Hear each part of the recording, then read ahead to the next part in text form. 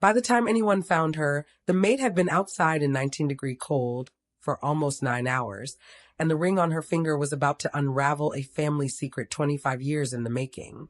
Before you scroll past, I need to tell you about the storm that swept through the Weston estate that January night, and about the woman who locked a 19-year-old housemaid out of the servants' entrance without a coat, without a phone, and without a single thought about what the morning would actually cost her. Tell me where you're watching from tonight. I read every comment. And stay with me, because by the end of the story, you're going to understand exactly why the woman everyone in that house treated as invisible turned out to be the one person none of them could afford to lose. Hello and welcome back. Tonight's story is one of the most emotional I've told on this channel in a long time. And by the end of it, I promise you'll think differently about the quiet people working in the background of every wealthy household in this country. Let's begin. The Weston estate sat on nearly 200 acres outside Greenwich, Connecticut, a sprawling stone manor with its own guest cottage, greenhouse, and a private drive so long the mail carrier used a golf cart to reach the main house. Imani Cole had worked there for 11 months, hired through a domestic staffing agency after her mother's landlord raised the rent on their small apartment in Bridgeport for the third time in 2 years. She was 19, quiet, and precise in her work in a way that had earned her, within her first month, the trust of the estate's longtime housekeeper, a woman named Dolores who ran the household with the exacting rhythm of someone who had been doing the job for over 2 decades. Imani cleaned, she pressed linens, she carried trays, and she moved through the manor's grand rooms with the particular practiced invisibility that domestic work requires, present enough to be useful, quiet enough to never be noticed. She wore, always, a thin gold band on a chain tucked beneath her uniform collar, her father's wedding ring, the only object she owned that had belonged to him. He had died when she was 6, and her mother rarely spoke of him beyond saying that he'd come from a complicated family he never wanted to talk about, and that he'd changed his name before Imani was born for reasons her mother had never fully explained.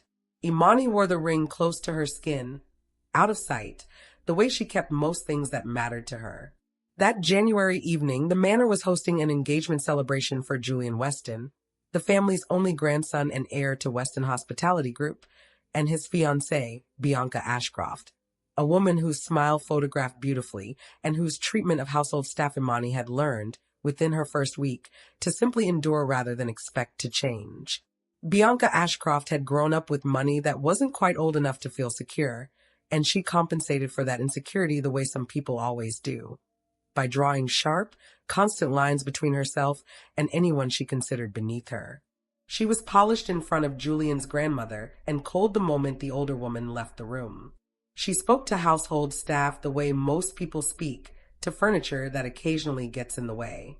Imani had learned to keep her head down around her, the same careful, practiced smallness that kept a job secure in a house like this one. Most days it worked. That night it didn't. The engagement dinner had been running for nearly 3 hours when Bianca discovered her grandmother-in-law's antique sapphire brooch, a piece she'd borrowed without asking to wear that evening, was missing from the small velvet box on her dressing table. She tore through her room in a panic first, then marched downstairs and found Dolores in the kitchen, demanding to know which staff member had been in her suite that afternoon. Imani turned down the beds in that wing, Dolores said carefully, already sensing where this was headed. But she wouldn't have touched anything on your dressing table, Miss Ashcroft. That's not. I don't care what she would or wouldn't do, Bianca snapped, loud enough that 3 other staff members in the kitchen went instantly still. That brooch is worth more than her entire salary for a year, and it's gone, and she's the only person who was in my room today. Imani, carrying a tray of dessert plates toward the pantry, stopped in the doorway. Miss Ashcroft, I only made the bed and dusted the nightstand. I never touched your dressing table. Then explain where it went, Bianca said, turning on her, her voice rising further, carrying now into the hallway toward the dining room, where several guests had begun to notice the disturbance. You people always say that. It just disappeared. Nobody touched anything. I want her searched, and I want her out of this house tonight. Dolores tried to intervene, offering to check the security footage from the hallway cameras before anyone jumped to conclusions, but Bianca was past listening, riding the particular high of an audience gathering at the dining room threshold, Guests drifting closer with the specific curiosity crowds always seemed to have around someone else's humiliation. Julian's grandmother, Eleanor Weston, the family matriarch who lived in the estate's private guest cottage and rarely attended larger gatherings anymore, was not present that evening. Julian himself was 2 rooms away, deep in conversation with a business partner, entirely unaware that his fiancée was in the process of publicly accusing a member of his household staff of theft in front of 30 guests. "I didn't take it," Imani said again, quietly, her hands trembling slightly around the tray she still carried.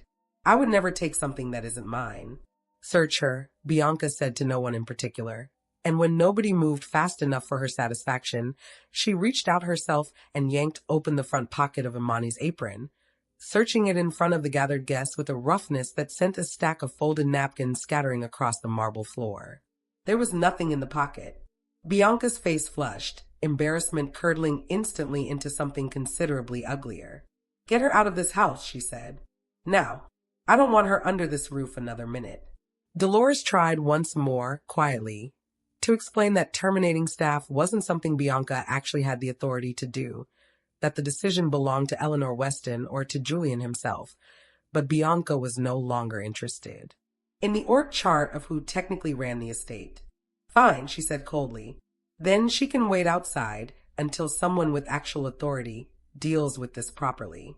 I am not having a thief serving my guests tonight." It happened fast, the way small cruelties often escalate once an audience is watching and pride is taken over.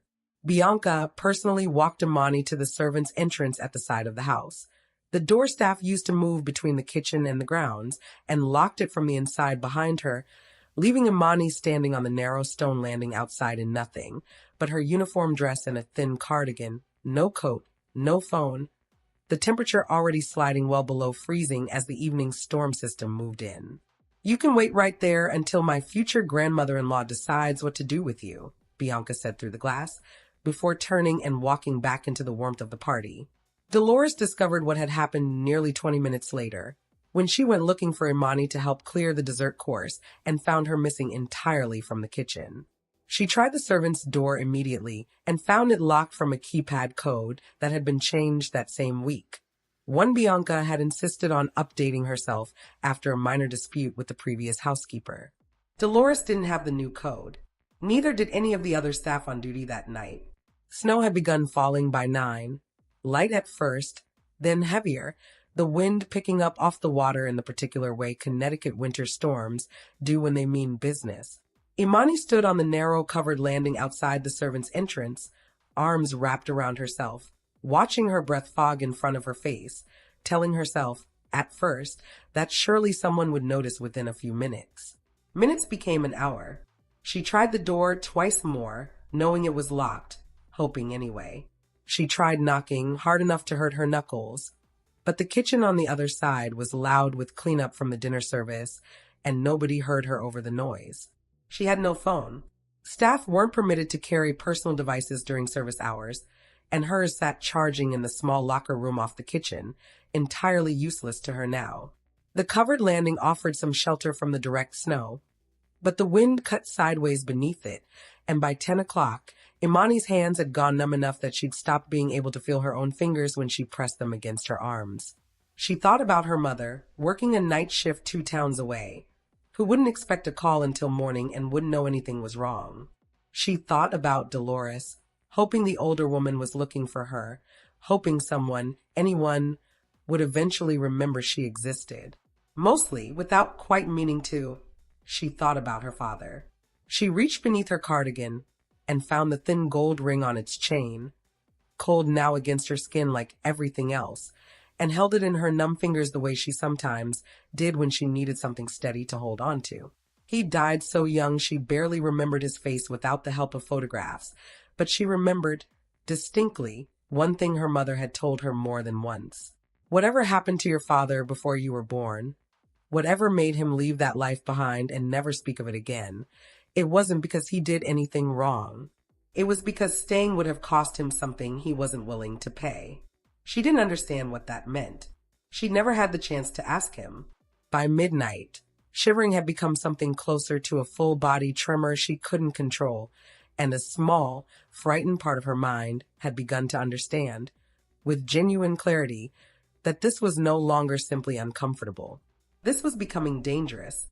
Eleanor Weston did not attend large gatherings anymore, not because of frailty, though at 78 her joints ached considerably more than they once had, but because she had grown tired in recent years of watching her family's wealth attract exactly the kind of people who mistook proximity to money for a personality of their own. She lived in the estate's guest cottage, a smaller, warmer structure 200 yards from the main house, with her longtime groundskeeper and estate manager, a steady, quiet man named Walter Griggs, who had worked for the Weston family for over 30 years and had become, in Eleanor's own words, the only person left in this family she fully trusted. Eleanor had built the foundation of Weston Hospitality Group herself, decades earlier, alongside her late husband, though the company's public history credited the vision almost entirely to him. A quiet erasure Eleanor had allowed for reasons that had far more to do with old family wounds than any lack of pride in her own work. She woke that night at nearly 1 a.m, an old habit from decades of restless sleep, and found Walter already awake in the cottage's small kitchen, standing at the window with a troubled expression. "Something wrong?" Eleanor asked. "Thought I heard something outside about an hour ago," Walter said. "By the main house. Probably nothing. Storm's making all sorts of noise tonight." Eleanor considered this for a moment, an old, familiar instinct prickling at the back of her neck. The same instinct that had, more than once over the decades, told her something in her own household needed checking on regardless of how unlikely it seemed. "Get your coat," she said. "Let's take a look." They found Imani at nearly 1:30 in the morning, curled against the servants' entrance door in a posture Walter would later describe, with visible difficulty, as the position of someone who'd stopped fighting the cold and simply folded into it. Her lips had gone a pale, alarming shade of blue. Her breathing was shallow and slow. Walter got the door open within seconds, using his own master key, and between the two of them they got her inside and onto the kitchen floor, Eleanor calling for warm blankets in a voice sharper and more urgent than anyone in that house had heard from her in years. "Call an ambulance." Eleanor snapped at a bewildered kitchen staff member who'd come running at the commotion. "Now, and someone find Dolores immediately." Dolores arrived within minutes, her face draining of color at the sight on the kitchen floor. Oh God. I looked everywhere for her. I thought she'd gone home early, I never thought." "Explain to me," Eleanor said, her voice dangerously quiet now, kneeling beside Imani and working to keep her warm while they waited for the paramedics, exactly how a member of this household ended up locked outside in a storm for 4 hours. Dolores explained, in a rush of guilt and disbelief, everything she'd witnessed that evening: the missing brooch, the accusation, the search, the locked door with a code she hadn't been given. Eleanor's expression, as she listened, went from alarm to something considerably colder and more controlled. "Where's Bianca right now?" she asked. "Asleep, I believe. In the East Wing." "Wake her," Eleanor said. "I want her in this kitchen in the next 5 minutes." But something else had happened while Eleanor worked to keep Imani warm, wrapping the blankets carefully around her shaking shoulders, something that would matter considerably more than the confrontation still to come. The thin gold chain around Imani's neck had slipped loose from beneath her collar during the effort to get her warm, and the ring hanging from it had swung free, catching the kitchen's overhead light. Eleanor went very still. "Walter," she said slowly, "hand me that ring." Carefully, Walter unclasped the chain and passed it to her. Eleanor turned the small gold band over in her fingers, and there, engraved on the inside surface in lettering worn soft with decades of handling, was a small, distinctive crest, 3 interlocking pine boughs, the kind of private family mark that meant nothing to anyone outside a very small circle. It was the Weston family crest, a design Eleanor's own husband had commissioned for exactly 3 rings in his entire life. One for himself, one for Eleanor, and one, 26 years earlier, for their estranged younger son, Daniel Weston, on the day of his own wedding, the same day he'd walked out of this family entirely following a bitter falling out with his father that Eleanor had never fully repaired before her husband's death. Daniel had left, changed his surname, and cut off contact so completely that even Eleanor's private investigators had lost his trail within 2 years. She'd learned of his death, distantly and secondhand, nearly 13 years ago, from a cousin who'd heard it through a chain of acquaintances neither of them could fully verify. She had never known if he'd left behind a family. She had never had the chance to ask. She looked down at the young woman shivering beneath the blankets on her kitchen floor, and for the first time in over 2 decades, Eleanor Weston felt the ground genuinely shift beneath her. The paramedics arrived within minutes and transported Imani to the nearest hospital, treating her for moderate hypothermia that the attending physician would later confirm had been dangerously close, another hour or 2 of exposure, to becoming considerably more serious. Eleanor rode in the ambulance herself, the ring still clutched in her closed fist, saying almost nothing the entire drive. Bianca, roused from sleep and informed of what had happened, arrived downstairs to find not the quiet, manageable scolding she likely expected, but Eleanor Weston standing in the kitchen doorway with an expression that had, according to 3 separate staff members who witnessed it, never once been directed at anyone in that house before. "You locked a 19-year-old girl outside in a storm," Eleanor said, her voice low and utterly controlled, "over a piece of jewelry you misplaced yourself. That brooch, by the way, was found 20 minutes ago underneath your own dressing table, where it had clearly fallen and rolled beneath the skirt of the vanity. Nobody stole anything, Bianca. You accused an innocent employee of theft, searched her without cause, and then left her to freeze because your pride couldn't tolerate being embarrassed in front of your guests." Bianca's mouth opened, some defense already forming, but Eleanor wasn't finished. "She is currently in a hospital being treated for hypothermia that nearly became life-threatening," Eleanor continued. "And I want you to sit with that fact for as long as it takes to actually understand what you did tonight, because I don't believe, based on your expression right now, that you fully do." "Eleanor, I'm so sorry. I panicked. I never meant for it to go this far. I just wanted—" "I am not finished," Eleanor said, and something in her tone silenced the room entirely. "Julian will need to decide for himself what this reveals about the character of the woman he's chosen to marry. That is not my decision to make for him. But I want to be very clear about one thing tonight, in front of every member of this household who's currently awake to hear it. If I ever learn that you have treated another member of the staff, or anyone in this family's care, the way you treated that young woman tonight, you will not simply lose an engagement.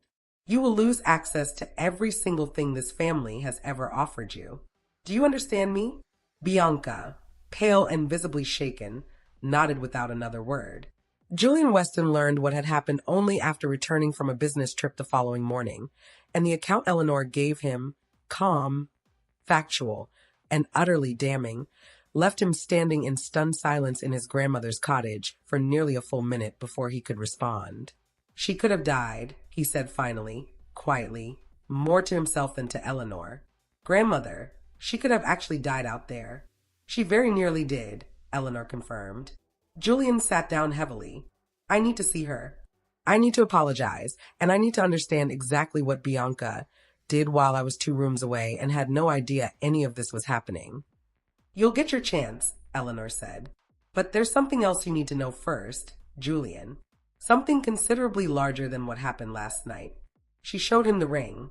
Imani woke in the hospital just after 7 that morning, disoriented, warm for the first time in what felt like hours, and 4 lines taped to the back of her hand, and a nurse checking her vitals nearby.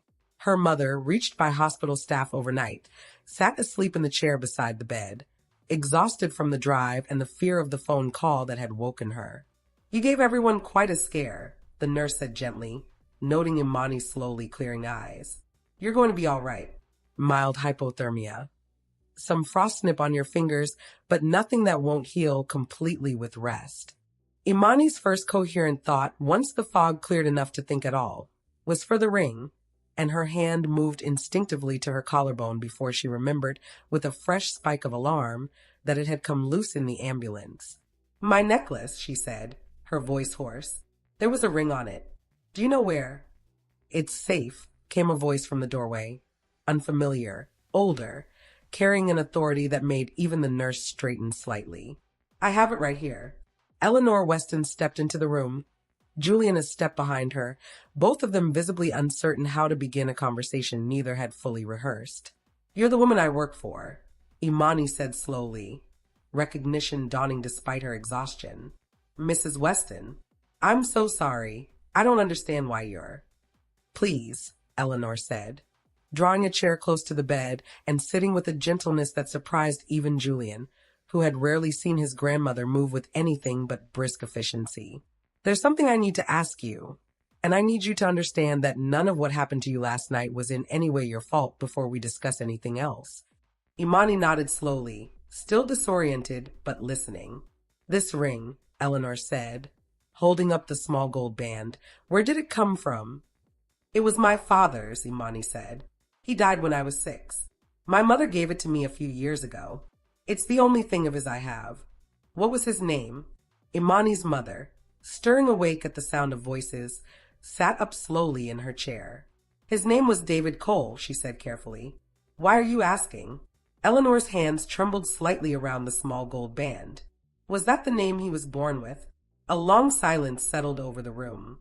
Imani's mother's expression shifted from confusion to something considerably more guarded. No, she admitted finally quietly. He changed it before we married. He never told me his birth name, not fully. He said it belonged to a life he'd chosen to leave behind, and he asked me never to push him about it. I respected that. I loved him enough to let him keep that part of himself private. Eleanor closed her eyes for a moment, something in her face breaking open in a way 25 years of careful composure had never once allowed. His name, she said quietly, was Daniel Weston. He was my son. The silence that followed stretched long enough that even the nurse, checking Imani's monitor readings nearby, paused entirely, sensing without fully understanding that something enormous had just shifted in that small hospital room. That's not possible, Imani's mother said slowly. David never mentioned any family. He told me his parents had passed away when he was young. He never once mentioned. He told you that because it was easier than the truth, Eleanor said, her voice thick with an emotion she'd clearly spent decades learning to suppress. Daniel and his father had a terrible falling out 26 years ago over the direction of this company, over expectations Daniel never wanted and could never seem to escape no matter how far he ran from them. He left this family the week of his own wedding, and I let him go without fighting hard enough to stop him, because I told myself wrongly that he needed space to find his own path, and that he'd come back eventually when he was ready. Her voice caught. He never came back. I learned of his death years later, secondhand, through a distant cousin, and by the time I tried to properly confirm it, to find out if he'd left behind any family at all, every trail I had access to had gone cold. I have spent 13 years believing my son died completely alone, with nothing and no one, because of a decision I made not to fight harder for him when he was still alive to fight for. She looked at Imani directly, tears finally slipping free despite every visible effort to hold them back. I had no idea he'd had a daughter. I had no idea this entire past year that the young woman working in my own household, the young woman I found half frozen outside my kitchen door last night, was my own granddaughter. Imani sat in stunned silence, her mind struggling to fully absorb what she was hearing, the sheer improbability of it colliding directly against a lifetime of quiet, unanswered questions about a father she'd barely gotten the chance to know.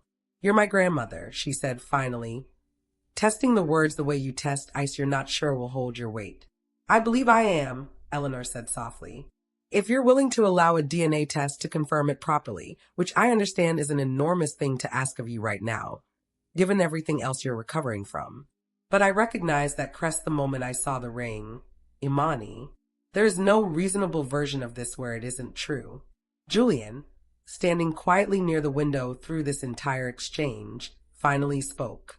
You're my cousin, he said, something between disbelief and a strange, dawning warmth moving across his face. You've been working in my family's house for nearly a year, and I never once thought to actually learn your name properly, and you're my cousin. Imani let out a small, shaky laugh that broke somewhere in the middle into something closer to tears. I spent my whole life wondering why my father never talked about where he came from. I used to think maybe it was something shameful, something he was running from because of what he'd done. He wasn't running from shame, Eleanor said firmly. He was running from a family that valued the company more than it valued him, and I am ashamed, more than I can properly say, that it took nearly losing you the exact same way to finally understand how badly that failure repeated itself. What followed over the next several weeks unfolded with considerably more care and consideration than the crisis that had triggered it. The DNA test confirmed what the ring had already made clear. Imani was, without question, Daniel Weston's daughter and Eleanor's biological granddaughter, entitled under the family's original trust documents to a share of the Weston estate that had sat legally unclaimed for over a decade. Quietly accruing in a dormant account nobody outside the family's most senior legal counsel had thought to revisit. Eleanor moved quickly and deliberately to correct what she now understood as two intertwined failures, one 2 decades old, one barely a day old. She personally funded Imani's mother's move out of the Bridgeport apartment into a modest but comfortable home closer to the estate, established a trust that would fully cover Imani's education should she choose to pursue it, and insisted, over Imani's own hesitant protests, that she step back from domestic staff work entirely, not because the work itself was something to be ashamed of. Eleanor was careful to clarify, but because no member of this family should ever again feel obligated to endure what Imani had endured simply to make ends meet. The confrontation with Bianca, once the full weight of the discovery became clear, unfolded with brutal simplicity. Julian ended the engagement within the week, informing Bianca directly that the events of that January night had revealed something about her character he couldn't unsee, regardless of how genuinely she now claimed to regret it. "You didn't just hurt an employee," he told her, in a conversation Eleanor later confirmed to staff had been calm rather than cruel, factual rather than vindictive. "You very nearly killed my cousin over a piece of jewelry that was never even missing in the first place. I need you to understand that no apology changes what could have happened that night, and I'm not willing to build a marriage on the hope that you'll simply be kinder next time someone's dignity is inconvenient to you." Bianca left the estate within days and, according to people close to the family, never fully recovered the social standing the engagement had briefly afforded her. The story, once it began circulating quietly through the same social circles Bianca had once carefully cultivated, spread with the particular speed that stories of careless cruelty toward the powerless tend to travel once someone finally decides to tell them honestly. Dolores, to her credit, carried a guilt over that night that took considerably longer to ease, though Eleanor made clear from the beginning that the housekeeper bore no real responsibility for a decision made entirely by Bianca. Using a locked door Dolores had no code to. "You looked for her," Eleanor told her firmly on more than one occasion. "You went looking within 20 minutes of noticing she was missing. That is not the behavior of someone who failed her. The failure belongs entirely to the person who locked that door." Walter Griggs, whose restless instinct to check on a strange noise in the storm had ultimately saved Imani's life, found himself, somewhat to his own bewilderment, thanked repeatedly and warmly by a family that had never quite expressed gratitude to him with this particular intensity in over 30 years of quiet, loyal service. "You just happened to be awake," he told Eleanor, uncomfortable with the attention. "I happen to trust your instincts enough to put my coat on at 1 a.m, Eleanor corrected him. "That's not luck, Walter. That's 30 years of you earning exactly the kind of trust that saves lives when it matters most." Imani, once fully recovered, made a decision that surprised nearly everyone in the family, including, quietly, herself. Rather than stepping entirely away from the world she'd spent the past year working within, she asked Eleanor's help establishing a formal training and support program within Weston Hospitality Group, specifically designed to protect domestic and hospitality staff from exactly the kind of unchecked mistreatment that had nearly cost Imani her life. Clear reporting channels independent of any single household authority. Mandatory safety protocols for any staff member working outdoors or in isolated conditions, and a fund specifically designated to support staff facing housing or medical hardship, the very hardships that had brought Imani to the estate's front door in the first place. "I don't want what happened to me to become just a story about a lucky coincidence," she told Eleanor, sitting in the same cottage kitchen where the ring had first been recognized months earlier. "I wanted to actually change something for the people who don't happen to have a family crest hidden in their coat pocket." Eleanor, listening, felt something settle in her chest that had been unsettled for over 2 decades. "Your father would be proud of that instinct," she said quietly. He always did have a stronger sense of fairness than the rest of this family managed to hold onto. Tell me about him, Imani said. Please, I want to know everything you remember. And for the first time in 26 years, Eleanor Weston allowed herself to talk, freely and at length, about the son she'd lost, filling in for a granddaughter she'd only just found the enormous, aching gaps a lifetime of silence and pride had left behind. 1 year after that January night, the Weston family held a small, quiet gathering, not the glittering, photographed spectacle of the engagement party that had once filled that same house with 300 guests, but something considerably smaller and more meaningful. A dedication ceremony for the staff support program, now formally named in Daniel Weston's memory. Imani stood at the center of it, no longer in a uniform, wearing a simple navy dress her grandmother had helped her choose, the same thin gold ring now displayed openly on a chain around her neck, rather than hidden beneath a collar. A year ago, she said, addressing the small gathered crowd, household staff past and present, family, a handful of local reporters who'd followed the story with genuine care rather than sensationalism. I spent one of the worst nights of my life locked outside in the cold because someone decided my dignity mattered less than her own convenience. I want to be honest with you tonight. I don't think about that night with anger anymore. I think about it as the night my grandmother finally got the chance to look for the family she'd lost, and found more than she ever expected to find. She looked toward Eleanor, standing quietly near the back of the small crowd, and offered her a smile that held equal parts grief and genuine peace. My father spent his whole life believing this family valued its business more than it valued him. I think, in the end, the truth turned out to be far more complicated than that. Sometimes the people who hurt us most aren't cruel. They're simply too proud, or too afraid, to fight hard enough for the people who actually matter, until something forces them to. I got the chance my father never had. I got a family that finally learned to fight for me before it was too late instead of after. If there's one thing tonight's story should leave you with, it's this. You never truly know what someone carries beneath a uniform, a name tag, or a quiet, unassuming presence in the corner of a room you consider entirely your own.